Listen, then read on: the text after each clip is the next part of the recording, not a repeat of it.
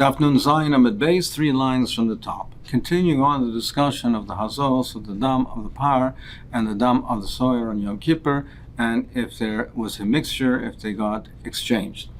Nisar v'lo kaises b'kaisa is if he had one cup has the dam of the par, the other cup has the dam of the soyer, and they got confused, and he doesn't know which is which. Now, as the Miri points out, even though it should be obvious which has the dam of the par and which has the dam of the soyer, because the dam of the par is more, the quantity is more than dam of the soyer, and also the color is deeper. But perhaps in a case where some of the dam of the par is spilled out, or the kain doesn't have very good eyesight, in any event, he does not know which cup contains the dam of the par, which cup contains the dam of the soyer. So what is the procedure? What does he do? Nice, and he takes one cup and he does one set of hazos, 1 above and 7 below. And then he takes the second cup, then he does 1 above and 7 below. And then he does, again from the first cup, shlish apamim 3 times in total. Therefore, he's ensured that way that he's done the hazos in the proper order. Because if the first cup that he takes contains the dam of the par, and then he did the dam of the par first, 1 above and 7 below, and if the second cup has the dam of the soyer, then the order was done properly. That is the proper order: first the dam of the par, then the dam of the soyer. However, if the first cup that he took is the dam of the soyer, then those hazos are disregarded, and he doesn't want any intent that they should be for hazos, so we disregard them. Then the second cup, therefore, would be the dam of the par, and that is the one he's considered to be doing first. And then when he repeats again the first cup, and he does it another time, then he's doing the dam of the soyer after the dam of the par. So in this way, you ensure that no matter what, he's first doing the dam of the par, and then doing the dam of the soyer. Now let's say if the taruvis is as follows: mixes damim nisarvu, mixes damim loy nisarvu, if some of the blood got mixed together, but some of it, part of it, is not mixed together, meaning you have some of the dam of the par in the cup and some of the dam of the soyer in the cup, and it's separate cup, and then you have a cup that has a mixture of both. So pshita ki yoy mivale yoy. So it's a davar pashut. It's not a question that when you do the sprinklings from the ones which are vadai, which are certainly contain the dam par and the dam of the soyer. Now, even though we learned previously that you can do the sprinkling from the blood that's mixed together, and you can do it that way, but that's only b'di'evet. As Rabbeinu Yaakov says, that's when there is no choice. But over here, when you have the vadai, so certainly you do the dam of the vadai and not the dam of the taruvas. So that's not a shaila. But what is a shaila? But however, the shaila is: do we say that the remnants are considered the ones that you didn't use for hazor? Is that considered shiraim? Is that considered remnants which are liyasayid azli, which have to be poured on the base of the mizbeach? Or do you say that they're rejected and therefore they don't go to the side of the mizbeach? They're poured into the amma, the canal that flows out and goes to Nachal Kidr. Meaning the halachi is that what is left over, the remnants, that after the kohen does the hazor, the remnants of the blood, the leftovers of the blood, have to be poured on the side of mizbeach. So after he does the hazos from the vadai, the remnants in the cups that are on the vadai certainly go to the yesod. Those are considered to be shiraim. The question is on that dam that was in the taruvis, in the mixture, where he's not using it for hazos, are they considered to be remnants, shiraim, and poured on the base of the mizbeach, or they're considered to be dechuyin, rejected, and they're poured to the drainage canal that flows out? So do we look at based on Rabbeinu Eliakim, how he explains it, do we say that essentially all the blood could be used for a hazor? Now, even though we say you take from the vadai, but the ones which are the mixture It's not that they're disqualified, but l'charchila you must use the vadai, not the taruvis. But they're not disqualified. It's not disqualified. Do we look at it as one, as all part of the same dam, and therefore they're considered shiraim? Or do we say, no, since in fact you are not doing the hazah from them, then they're considered dechuyim and they go to the amma.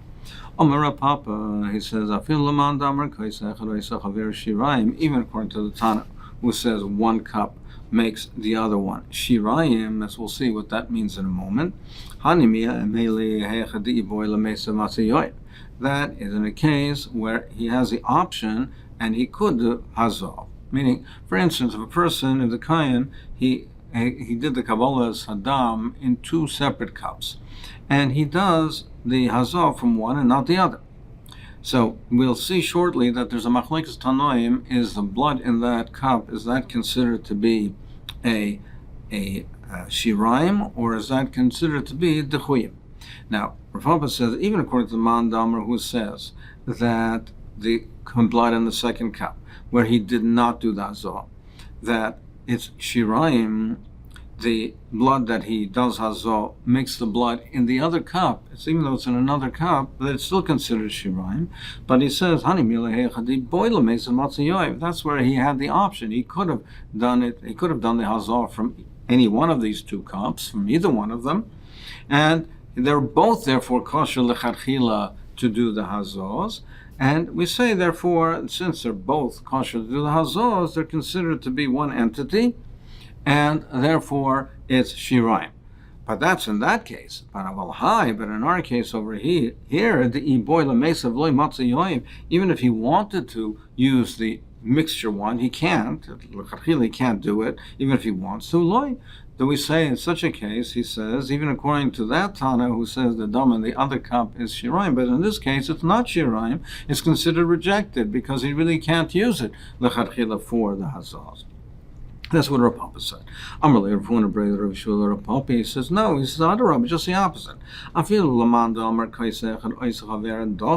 according to the man damer who says that the cup that he did not use for the sprinklings, it's considered docho, it's considered rejected. The cup that he did the sprinklings with, they did the hazahs, render the other cup to be rejected, docho. But that's only over there, that's honey meal dime, where he actively rejected it. He had the choice, he could have done from each one. He chose one and not the other, so he actively rejected that one, so that makes it into a dochi. But when he didn't be a dime, personally rejected, then in our case, he didn't have the choice. So he didn't purposely reject the blood in the mixture, so it would not be considered to be shiraim. So that's what he holds. The Sanya, where do we see this machlekes about whether it's considered to be shiraim or dachoy? The Sanya, under the Brisa, Lamalahu Oimer, it says in the pasuk above regarding the shiraim of the chatos of the nosi, it says ve'es dama yishbach. It says is blood. It doesn't say all the blood, it said it's blood. So that's a miyut, this blood. This blood you pour down to the base of the mizbeach. Ulamata hu omer, but in the case of the regular chatos, it says ve'es kol dama yishpav. It says all of the blood, all of it is poured to the yesod of the mizbeach. So one pasuk seems to be a miyut, it's blood, damway, meaning this blood you pour to the yesod, and not other blood. The other pasuk by the chatas, regular chatas, is kol dama, all the blood. So it's marba. So therefore, minayin lechatas shekibel dama barba kaises. Well, how do you know? Where do you know that if a chatas you makabel the blood in 4 kaises, you normally would makabel in 1 kais. But if he was makabel in 4 kaises, then also achas, and he did from the 4 corners of the Mizbeach, he did 1 hazah from each of the kaises. So meaning each of the kaises were used for hazah.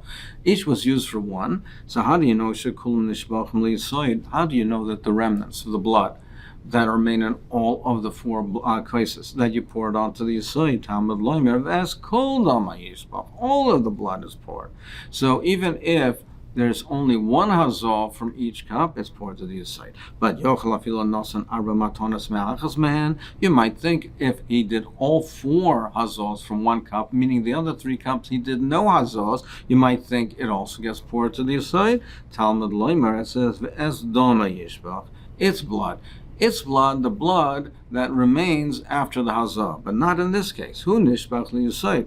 But in this case, where none of the hazahs were used from the other 3 cups, they're not poured to the side, but rather to the amma, to the canal that drains out to Nachal Kidron. However, Rabbi Elazar and Rabbi Shimon Omer, he says, no. How do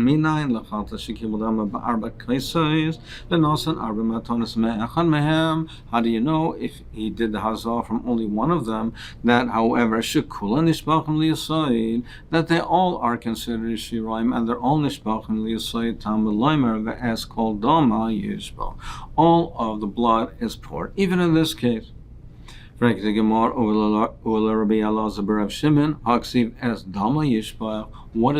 with the miut, the pasuk by the chatas of the nasi, the Surah Nasi, where it says dama, not called dama, only its blood? What are we memayit from this? Hamaravashi is memayit lamuti shiraim shebetzavar behema. According to him, it's to exclude the blood that was not even did not even collected in a cup.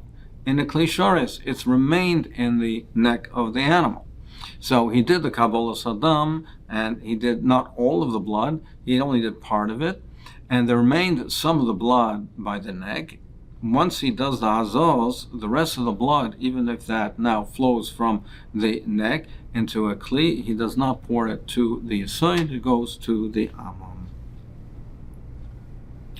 So the Mishnah continued and says, "Ira dama par l'soich dama soyer." It says in the pasuk, it says, "V'lokach midama par midama soyer v'nosan al karnes mizbeach savim." The pasuk says after he does the hazos of the par and he does the hazos of the soyer, and it says he takes from the dam of the par and the dam of the soyer, and he does the hazos, he puts it on the corners of the mizbeach hazov. So our Tana says that ira dama par l'toich dam asar. He pours the blood of the bull into the blood of the soyer of the goat. So Tanan Kaman Damar Ma'arvim Lakrana. So our Mishnah is like the Mount Damar who says, like the Tana who says, that you are Ma'arvin, you mix the blood together before putting it on the corners. You put the blood on the corners with a mixture. And as we'll see shortly, there is a machlokes. Do you put it, is it mixed, or do you do each one separately? However, as the Tesis Shonim points out, that's only on the kronos. But on Tira Shel Mizbeach, on the top of the Mizbeach, on the surface of Mizbeach, everyone agrees that it's mixed together. Here, this is a machlokes l'gabe the kronos. So our Tana is like the Man Damer who says ma'arvet l'kronos, that you do mix it together for the corners. The Hitmar Rabbi Yeshiv, Rabbi Einason, it's machlokes chad amar ma'arvin. One says you mix the blood together for the kronos. V'chad amar ein ma'arvin. The other one says you don't mix together. To stay him the Rabbi Yeshiv who the amar ma'arvin. It's mistama to say that Rabbi Yeshua, he's the one that says you mix it.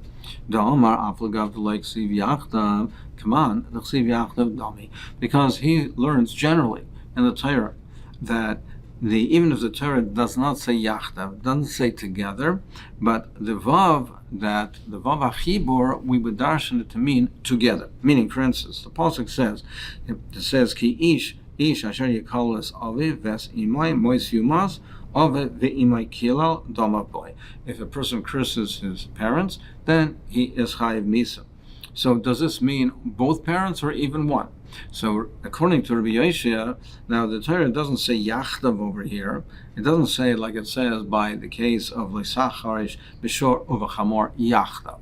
Here it doesn't say yachdav, but even though it doesn't say yachdav, it says aviv ve'es imoy, which we would interpret to mean together. Meaning, so without any other limud, we would say that the isser, the chiyuv misa, is only if he curses both of them. However, he has to darshan that it says ish asher yikolas aviv. So we darshan the first part of the pasuk that the kila is going on aviv even alone, and then the end of the pasuk says ve'es imoy, and it says ve'es imoy mois yumas aviv ve'imoy kilel. So it says at the end of the pasuk of Imoy Kilo Damavoy. Therefore, we say that it applies even independently, mother or father separately. But otherwise, we would say it means together, even though it doesn't say Yachtav. And therefore, it's this time that over here that the Torah doesn't say Yachtav. But nevertheless, we would say that it implies together. So you mix the blood together. So even though it doesn't say the Yachtav in the pasuk, it says in the pasuk V'lokach midam apar umidam asoyer, but we would interpret to mean the both together. The Gemara says no. Afilu tema Rabbi Yonasan. You could even say that it means going according to Rabbi Yonasan, and it also means that you mix it together. And how is that? Because according to Rabbi Yonasan, it doesn't imply together unless the Torah says together. So it doesn't say Yachtav over here. So how could you say Afilu Rabbi Yonasan? Because Shani Hacha T'chsiv Achas. Because over here it's different. Because the Torah says Achas. The pasuk says V'chiper Aaron al Karnaisav Achas B'Shana Midam Chatas Hakipurim.